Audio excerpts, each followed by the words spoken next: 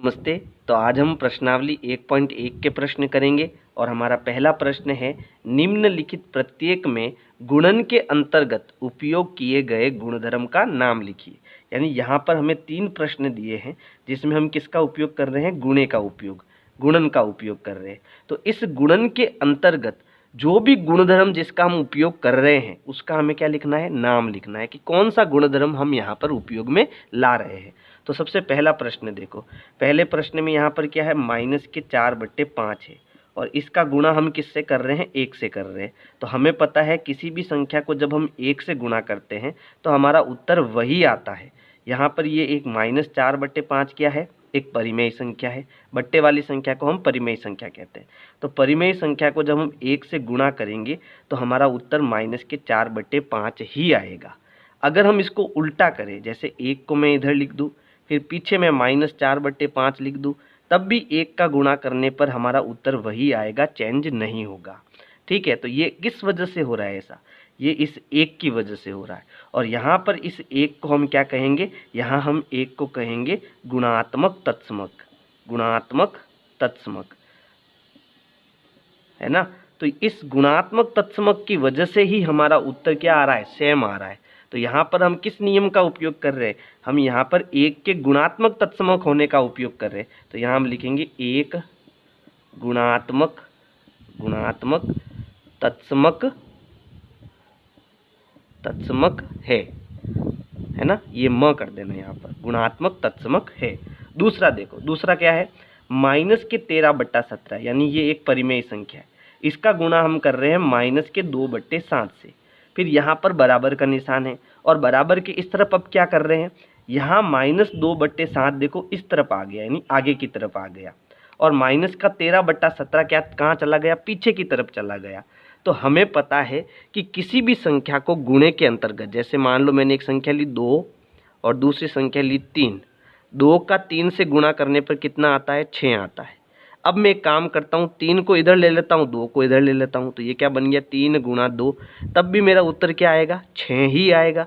यानी हर केस में हमारा आंसर तो वही आ रहा है, बदल नहीं रहा है। तो हम जो है गुणे के अंतर्गत इन संख्याओं को, इसको इधर और इसको इधर लिखे तो उससे कोई फर्क नहीं पड़ेगा आंसर में, है ना। और इस नियम को हम क्या कहते हैं, क्रम विनिमय, क्रम बदलना, है ना। इस नियम को हम क्या कहते हैं, क्रम विनिमय कहते हैं। तो यहाँ पर इसका नियम हो जाएगा क्रम विनिमयता, क्रम विनिमयता। तो यहाँ पर हम कौन से गुणधर्म का उपयोग कर रहे हैं, क्रम विनिमयता गुणधर्म का उपयोग कर रहे हैं। तीसरा है कि एक मेरे पास संख्या है -19/29, कौन सी संख्या है, -19/29, और इसका गुणा देखो इसके उल्टे से कर रहा हूँ, यानी 29 ऊपर और -19 नीचे। तो यहाँ पर देखो 29 हमारा ऊपर आ गया और -19 हमारा नीचे आ गया। जब इसको हम सॉल्व करेंगे तो 29 से 29 कटेगा, 29 एकम 29, 29 एकम 29, माइनस से माइनस कट गया, फिर 19 एकम 19, 19 एकम 19।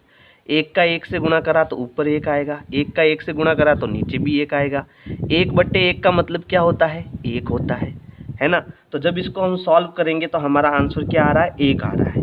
अब ऐसा किस वजह से हो रहा है, तो ऐसा हमारा इस वजह से हो रहा है कि ये जो संख्या है ना, इसका हमने यहाँ पर क्या ले लिया, गुणात्मक प्रतिलोम ले लिया, यानी इसका उल्टा ले लिया। जैसे मैंने एक संख्या ली 3/2, तो इसका उल्टा करूँगा तो क्या हो जाएगा, 2 ऊपर 3 नीचे, 2 से 2 कटेगा, 3 से 3 कटेगा, उत्तर मेरा कितना आएगा, 1 आएगा।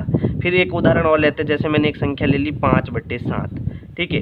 तो इसका गुणात्मक प्रतिलोम लो, गुणात्मक प्रतिलोम मतलब इसका उल्टा कर दो, 7 ऊपर और 5 नीचे, कटेगा तो आंसर कितना आएगा, 1। तो यहाँ पर हमने क्या ले रखा है, गुणात्मक प्रतिलोम ले रखा है, इसकी वजह से हमारा उत्तर क्या बन रहा है, 1 बन रहा है। तो यहाँ पर कौन सा नियम उपयोग में ले रहे हैं, गुणात्मक प्रतिलोम का नियम उपयोग में ले रहे हैं। तो यहाँ हम लिखेंगे ये कौन सा नियम है, गुणात्मक प्रतिलोम, ठीक है, गुणात्मक प्रतिलोम। तो इस प्रकार से जो है आपको ये पहला प्रश्न करना है। प्रश्न संख्या 2 है, बताइए कौन से गुणधर्म की सहायता से आप ये जो प्रश्न दिया है के रूप में अभिकलन करते हैं। यानी यहाँ पर जो ये क्वेश्चन दिया है ये कौन सा गुणधर्म है वो हमें बताना है। तो सबसे पहले देखो यहाँ पर क्वेश्चन 1/3 है, फिर इंटू इसका गुणा क्या हो रहा है, 6 × 4/3 से हो रहा है, और दूसरी बार क्या हो रहा है, यहाँ को की जगह मैं बराबर कर देता हूँ, थोड़ा ठीक रहेगा। 1/3, ये 1/3 पहले से यही है। फिर इसका गुणा आपकी बार किससे हो रहा है, 6 से हो रहा है, यानी 1/3 का गुणा पहले 6 से हो रहा है, फिर उसके बाद 4/3 से इसका गुणा हो रहा है ना। तो यहाँ पर हम कौन से नियम को लिख रहे हैं वो हमें बताना है। तो यहाँ देखो हमारे पास 3 संख्या है, एक तो ये पहली संख्या हो गई, ये दूसरी संख्या हो गई और तीसरी संख्या हो गई। मान लो ये संख्या मैं ए ले लेता हूँ, दूसरी संख्या में बी ले लेता हूँ और तीसरी संख्या में सी ले लेता हूँ। तो पहले क्या हो रहा है, पहले हमारा बी और सी का गुणा हो रहा है, फिर उसके बाद ए का गुणा हो रहा है। दूसरी बार क्या हो रहा है, दूसरी बार ए और बी का पहले गुणा हो रहा है, फिर उसके बाद सी का गुणा हो रहा है।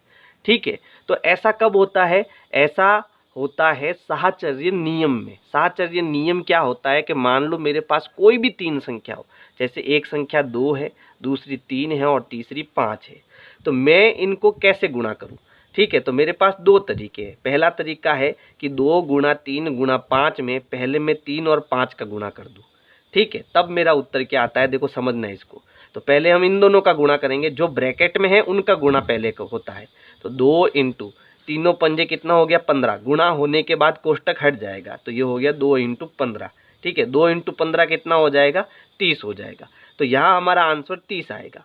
दूसरे केस में हमें क्या करना है, 2 × 3 × 5 को पहले 2 और 3 को गुणा करना है, फिर 5 को गुणा करना है, तब हमारा क्या उत्तर आता है वो हमें देखना है। तो देखो 2 और 3 का गुणा कितना हो गया, 6। फिर हमें किसका गुणा करना है, 5 का। तो 6 पंजे कितना होता है, 30। तो देखो चाहे मैं इस प्रकार से गुणा करूं तब भी आंसर 30 आता है, चाहे मैं इस प्रकार से गुणा करूं तब भी मेरा आंसर 30 आता है। तो नियम ये कहता है कि आप कैसे भी गुणा कर सकते हो, वो आपकी मर्जी।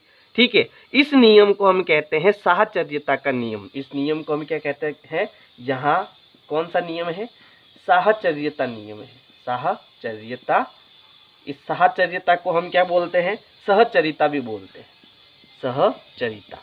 ठीक है, तो यहाँ पर कौन सा नियम है, साहचर्यता का नियम है। ठीक है, बस यही हमारा आंसर है, इससे ज़्यादा हमें कुछ नहीं करना है इसमें। ठीक है, तो अगर मेरी वीडियो पसंद आए तो वीडियो को लाइक करना है, अपने दोस्तों को शेयर करना है। Thank you.